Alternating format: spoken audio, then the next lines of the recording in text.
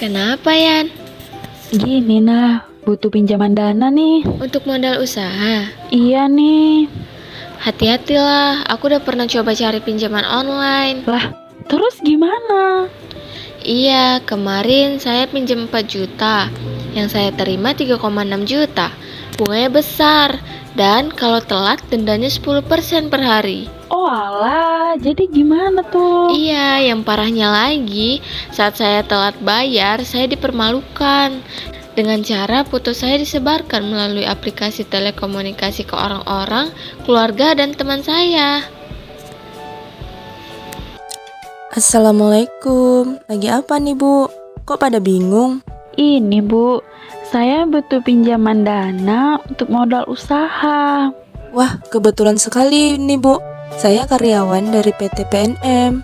PT PNM itu apa ya Bu? PNM itu pelayanan pemberdayaan berbasis kelompok sesuai ketentuan hukum Islam yang ditujukan kepada masyarakat pelaku usaha ultramikro. Ini aman tidak ya Bu? Karena teman saya sudah menjadi korban pinjaman online. Iya Bu, saya trauma dengan pinjaman online. Insya Allah aman Bu.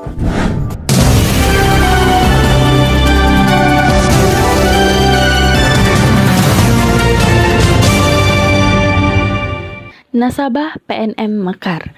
Pada dasarnya, nasabah PNM Mekar memiliki pengetahuan dan keterampilan dalam berusaha.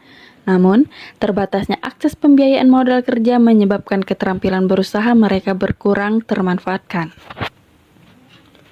Beberapa alasan keterbatasan akses tersebut meliputi kendala formalitas, skala usaha, dan ketiadaan keagungan. Oleh karena itu, PNM menerapkan sistem kelompok tanggung renten yang diharapkan dapat menjembati kesejahteraan akses pembiayaan sehingga para nasabah mampu mengembangkan usaha dalam rangka menggapai cita-cita dan meningkatkan kesejahteraan keluarga. Manfaat yang disalurkan oleh PNM melalui layanan PNM Mekar meliputi 4. Yang pertama, meningkatkan pengelolaan keuangan. Kedua, pembiayaan modal tanpa agungan. Ketiga, penanaman budaya menabung. Dan terakhir, kompetensi kewirausahaan dan pengembangan bisnis. Berikut kriteria yang wajib dipenuhi nasabah PNM Mekar. 1. Layanan PNM Mekar diperuntukkan kepada perempuan prasejahtera pelaku usaha ultramikro. 2. Pembiayaan PNM Mekar tidak mensyaratkan agunan fisik melainkan bersifat tanggung rentang kelompok, dengan syarat kedisiplinan untuk mengikuti progres persiapan pembiayaan dan pertemuan kelompok mingguan atau PKM. 3. Satu kelompok minimal terdiri dari 10 nasabah. 4. Setiap kelompok dipimpin oleh seorang ketua. 5. Pertemuan kelompok mingguan atau PKM wajib dilaksanakan 1 kali dalam seminggu sebagai kegiatan untuk membayar angsuran mingguan dan pembinaan usaha. PNM Mekar Syariah merupakan layanan pemberdayaan berbasis kelompok sesuai ketentuan hukum Islam yang berdasarkan fatwa dan pernyataan kesesuaian syariah dari Dewan Syariah Nasional Majelis Ulama Indonesia yang ditujukan bagi perempuan prasejahtera pelaku usaha ultramikro melalui yang pertama, peningkatan pengelolaan keuangan untuk mewujudkan cita-cita dan kesejahteraan keluarga. 2. Pembiayaan modal usaha tanpa agunan. 3. Pembiasaan budaya menabung. 4. Peningkatan kompetensi kewirausahaan dan pengembangan bisnis.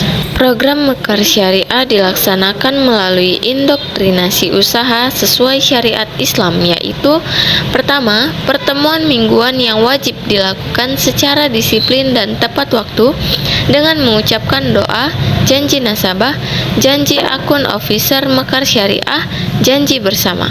2. Nasabah Mekar Syariah adalah mereka yang telah mempunyai usaha atau akan melakukan usaha atau yang pernah usaha karena sudah mempunyai pengalaman usaha sebelumnya sesuai syariat Islam. 3. Nasabah wajib memiliki usaha setelah diberikan pembiayaan. 4. Dari penerima sedekah menjadi pemberi sedekah. Permodalan Nasional Madani, terpercaya membangun bangsa.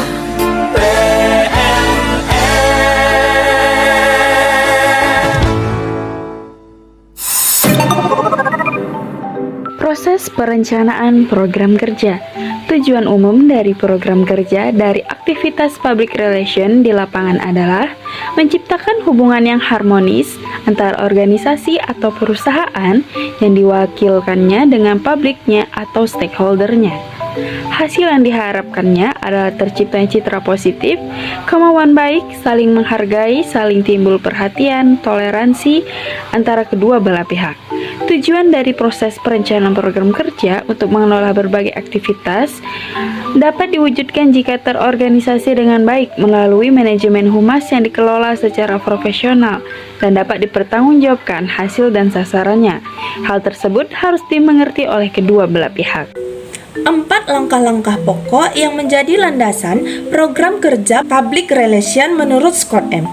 Yang pertama, penelitian mendengarkan. Penelitian berkaitan dengan opini, sikap, dan reaksi dari mereka yang berkepentingan dengan aksi dan kebijakan dalam organisasi-organisasi. Setelah itu, melakukan evaluasi tentang fakta-fakta informasi yang masuk akan menentukan keputusan berikutnya. Selanjutnya, akan ditetapkan suatu fakta yang berkaitan dengan organisasi, yaitu apa yang menjadi problem.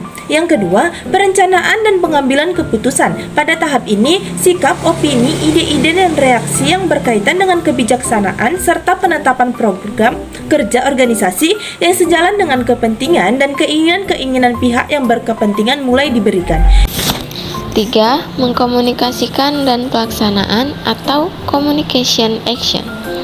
Informasi tentang langkah-langkah yang akan dilakukan dijelaskan sehingga secara efektif dapat mempengaruhi pihak-pihak yang dianggap penting dan memberikan dukungan sepenuhnya apa yang telah kita lakukan dan mengapa begitu.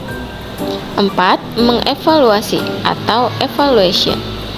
Pihak public relation mengadakan penilaian terhadap hasil-hasil dari program kerja dan aktivitas public relation yang sudah dilaksanakan, termasuk keefektivitasan dari teknik-teknik manajemen dan komunikasi yang telah dipergunakan, atau bagaimana yang telah digunakan.